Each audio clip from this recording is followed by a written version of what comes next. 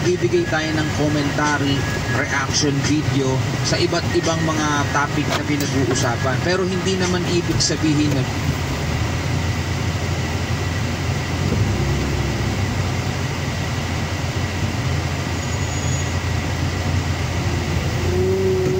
paniniwala, pero hindi naman tayo nakikipagtalo o nakikipagdebate.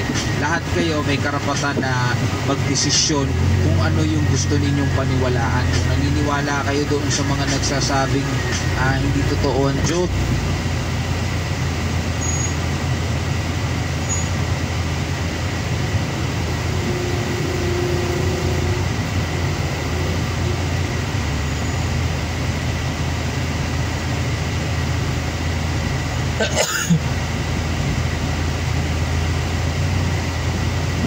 Tol, mula rito kaya extraordinaryo. Siyempre hinihikayat kita, huwag mo kakalimutan mag-subscribe sa kanyang YouTube channel, mga kapatid. Nakalagay po ang link sa ibaba, no? Chariots of the Gods, no? Ang dami nun na Gods. Part 3, ang misteryo ng Nazca Lines, extraordinaryo. So alright mga kapatid, panoorin na natin to.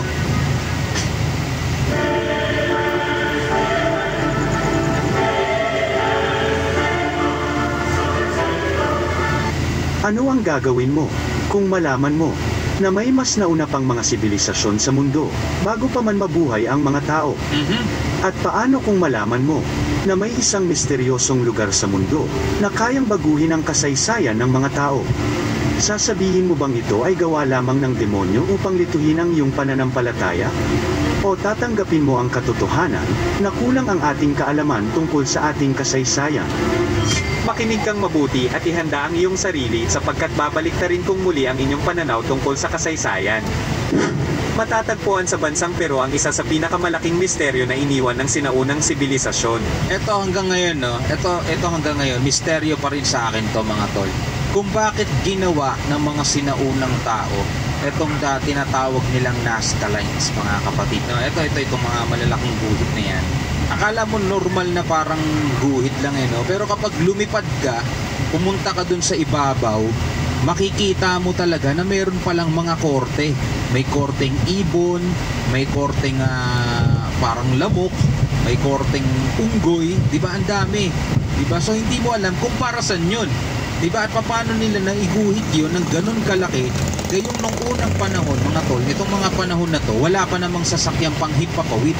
So hindi nila makikita kung tama ba yung ginagawa nila, kung tama ba yung drawing nila, di ba? At saka para saan itong mga higanting drawing na to, di ba? Imagine mo yun. Sa rehiyon ng Pampa ay matatagpuan ang tinatawag na Nazca Plains. Ito ay isa sa pinakamainit na lugar sa mundo at walang sino man ang makakatagal na mabuhay rito. Ngunit sa lugar na ito nakahimlay ang misteryong iniwan ng sinaunang sibilisasyon na namuhay rito noon. Ano, merong langgam, di ba? Merong langgam, merong parang malaking ibon, di ba? Pero ito merong hummingbird ang itsura. Merong tao na sinauna, ito parang si Tweety Bird to. Ito puno. Ito mukhang jumping kangaroo. Ito monkey, di ba? Ang dami mga tol na i-drawing nila, mga higante to kasi sa ganito kataas na lugar at ganito kalalakihan. Imagine mo pag nandudong ka sa baba niyan, umaabot pa nga daw minsan ng mga 2 kilometro o 10 kilometro yung laki. Di ba? Imagine mo kung bakit nila ginawa yun. Ito ay ang nakakamanghang tanawin na kung tawagin ay Nazca Lines.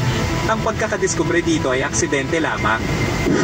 Noong September 1936, may mga naguhukay na Amerikanong archaeologists sa isang sinaunang sementeryo sa Peru.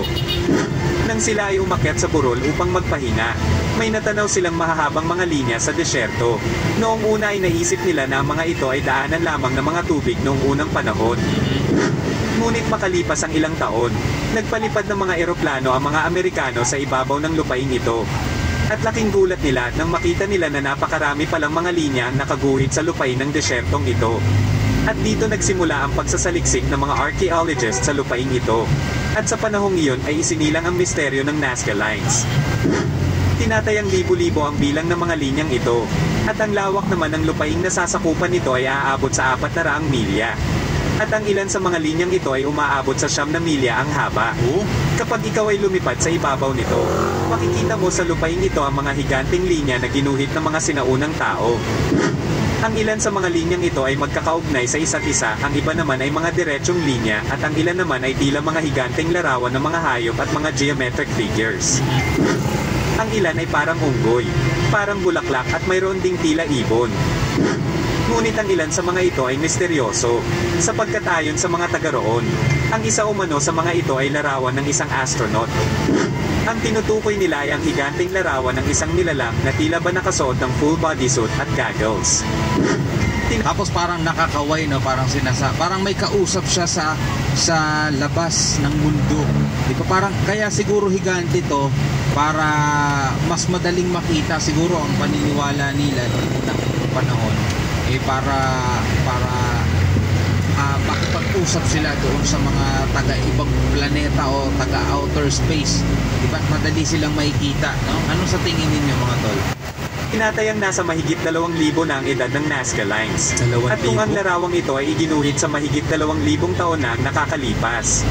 Saan nagmula ang kanilang inspirasyon sa imahe ng isang astronaut at bakit sila gagawa ng isang higanting larawan na makikita lamang kung ikaw ay nasa kalangitan?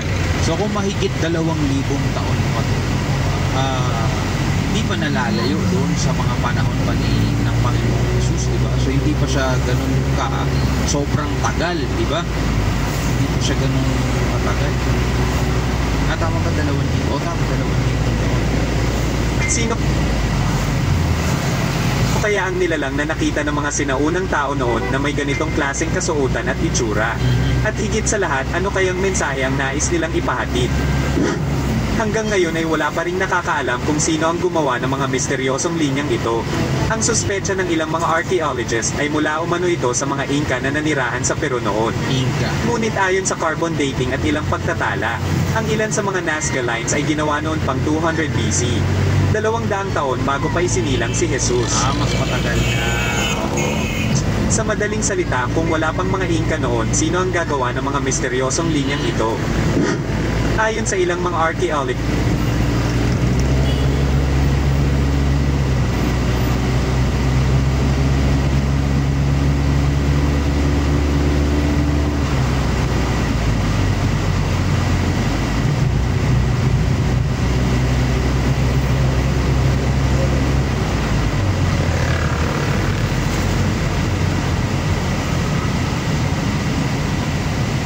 ang mga linyang ito ay kalsada ng mga sinaunang Inca. Ngunit kung kalsada ang mga ito, bakit nila ito ilalagay sa isang napakataas na level ng lupa at anong klaseng kalsada naman ang walang patutunguhan kundi puro dead end? Ang German mathematician na nagngangalang Maria Ricci ay nahumaling sa misteryong nakabalot sa Nazca Lines. Siya ay naniniwala na ang mga linyang ito ay nagsisilbing astronomical calendar at may kinalaman ito sa mga konstelasyon ng mga bituin. Inilaan niya ang kanyang buhay upang matuklasan ang lihim na nagkukubli sa mga linyang ito. Ngunit sa kasamaang palad ay hindi ito nagtagumpay sapagkat pumanaw na ito na hindi nadidiskubre ang mga sikreto nito. Sa mga katabing lugar ng Nazca ay may matatagpo ang mga sinaunang sementeryo, mga ritual centers at religious centers. Itong Nazca Lines ay may koneksyon sa mga ritual at mga religious activity ng mga taong nakatira sa lugar na ito noong unang panahon. Naniniwala sila na dito kukunin ng mga Diyos ang kanilang mga kaluluwa upang isama ng mga Diyos sa langit.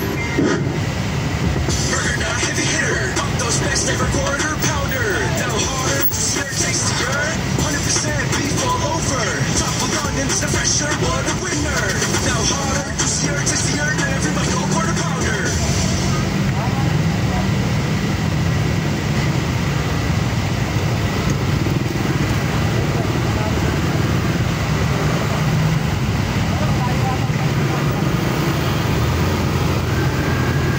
Si Romeo at Juliet ang laging di pansin ng chilimansi ay sipa ng chili at kiliti ng alamansi. Sa tagang bango at ang sarap mo nakaka-inlove. Ako'y napamito. Sabay na, feel mo true love sa sarap pinasmong serve for me.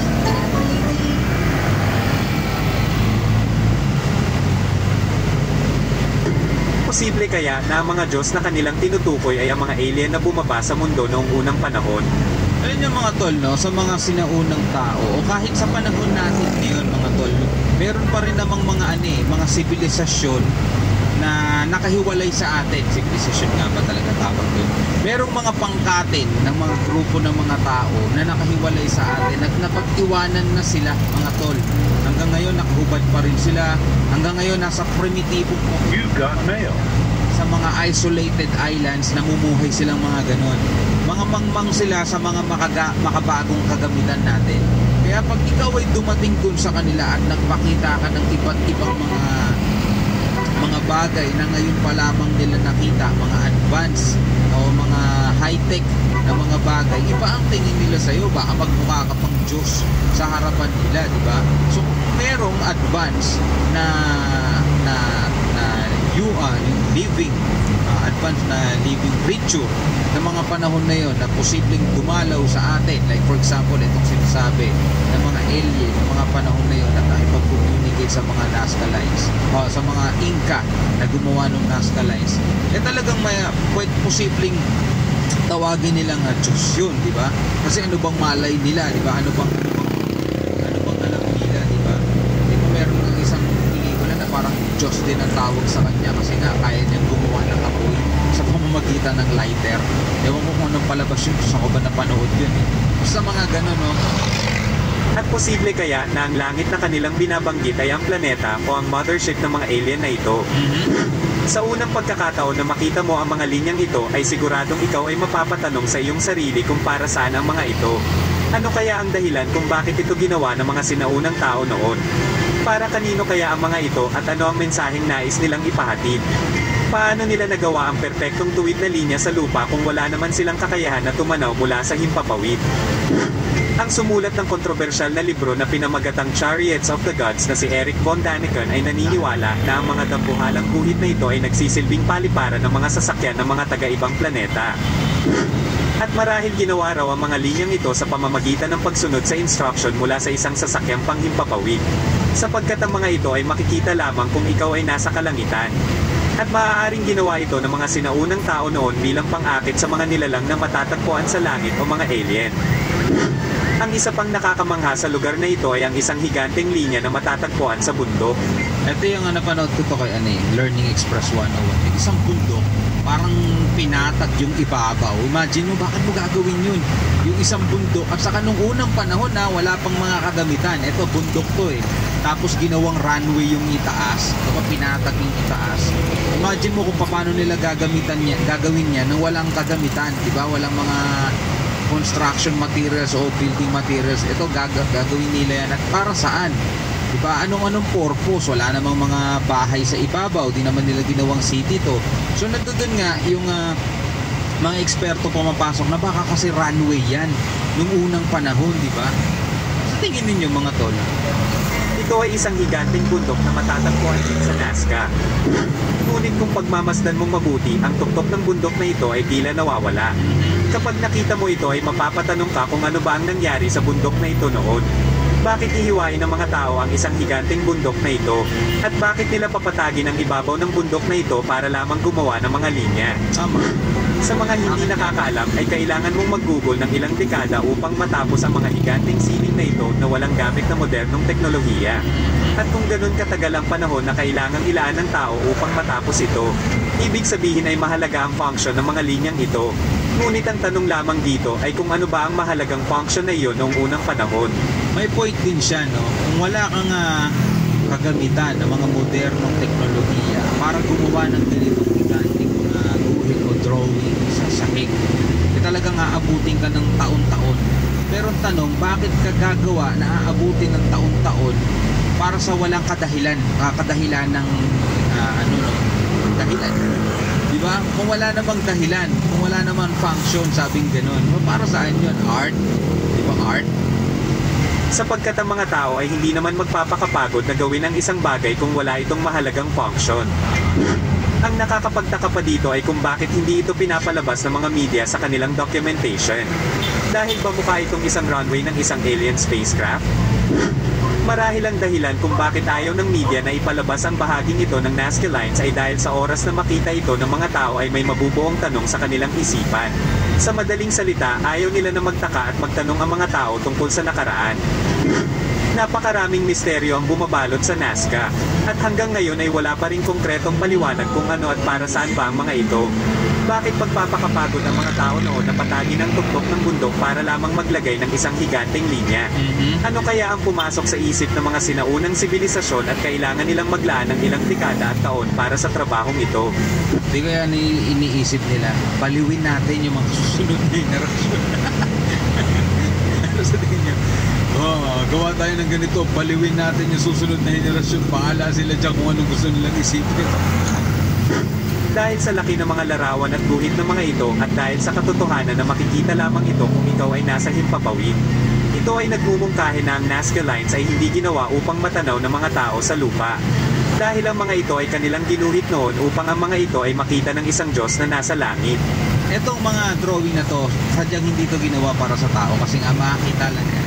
Yung mga nasa himpapawid nga, totoo naman mga kapatid, pero siguro meron nga talaga silang nakakasalamuha dati, pumupunta rito sa Earth, bumababa na may advanced technology na nagsabi sa kanilang gumawa kayo ng mga ganito, no? Ayaw natin mga tol, di natin alam. Hanggang ngayon ay puro at palapalagay pa lamang. Sa bahaging norte ay matatagpuan ang lugar ng Ica.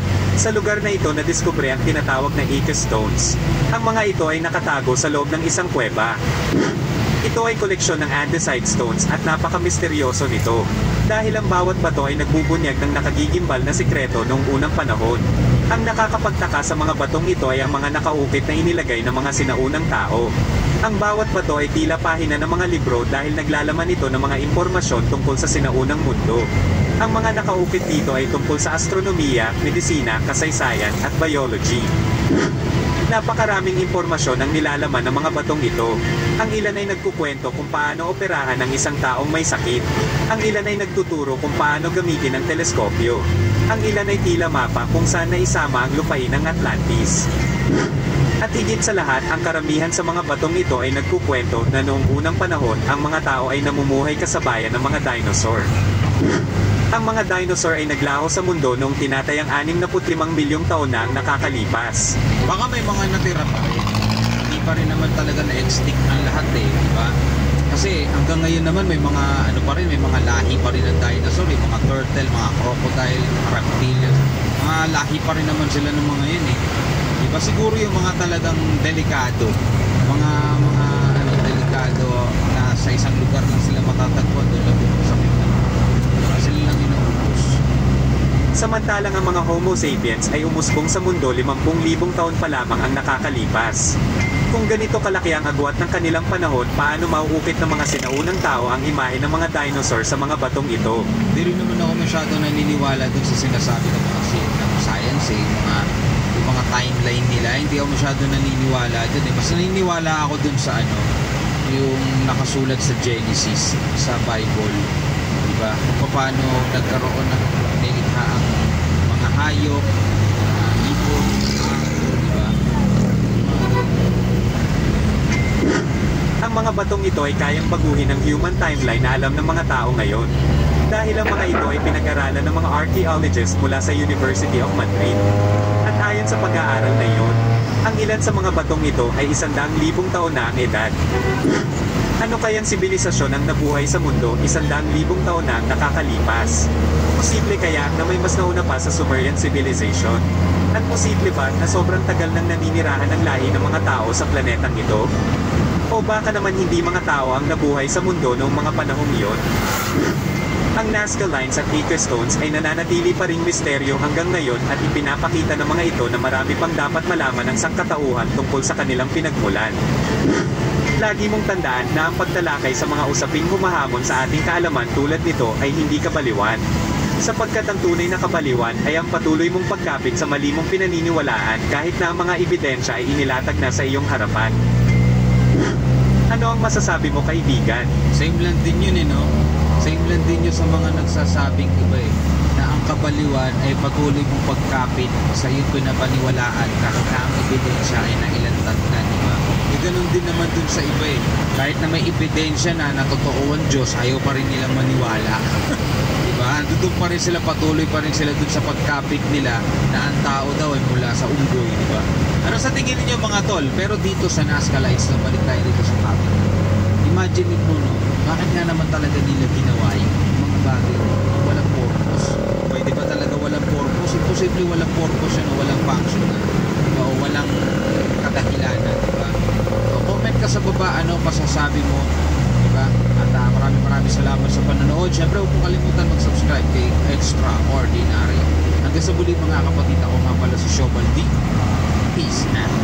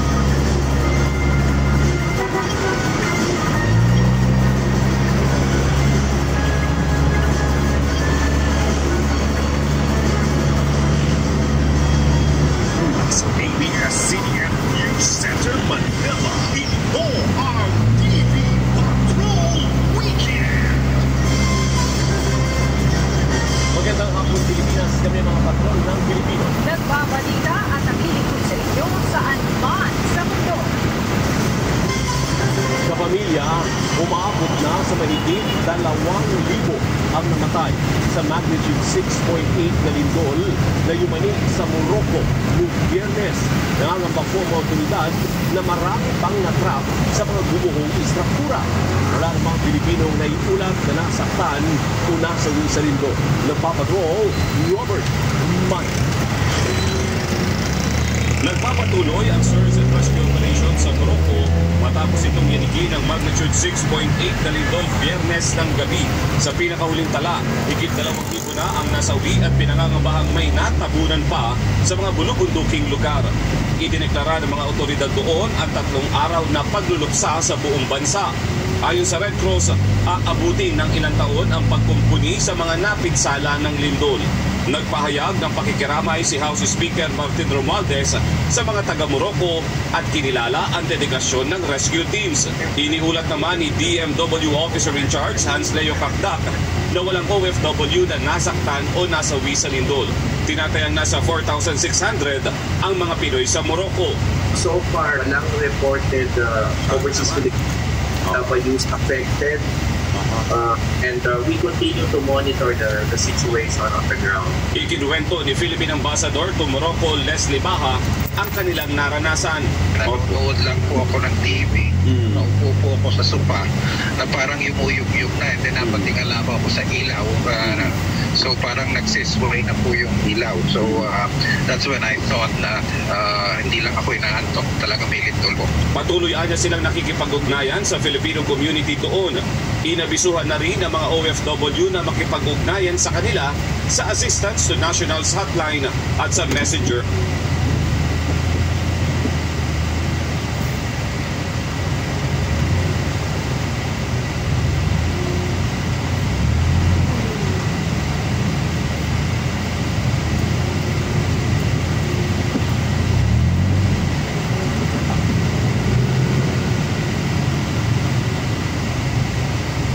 Ituro ng Santo Papa ang panalangin para sa mga nasawi sa lindol at mga nagluluksang kaanak ng mga biktima at pinalakak.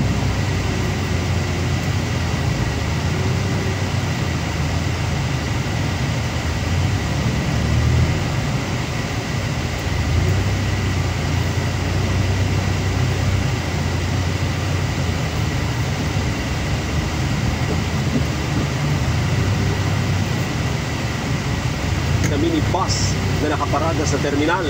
Wala namang iniulat na nasaktan sa pangyayari. Iniimbestigahan pa ng mga pulis sa posibleng motibo sa pagsabog at kung sino ang nasa likod dito.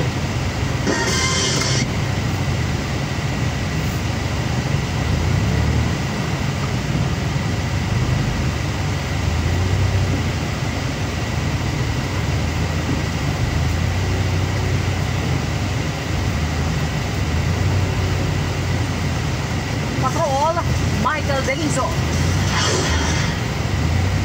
Kung noon lugi, ngayon may katiranggot na tubo na si Jake sa kanyang tindang bigas sa Agora Public sa hagyang buwaba ang presyo ng kinukuha niyang well-milled rice. Piso lang, sir. Wala kami magagawa, sir. Ganun talaga, sakripisyo. Ubus agad ang well-milled na bigas sa palengke. Hindi kaanong pinapansin ang regular milled dahil sa kalidad nito. Yung 41, medyo hindi magandang klase yung bigas, madilaw. Pero ang iba walang magawa kundi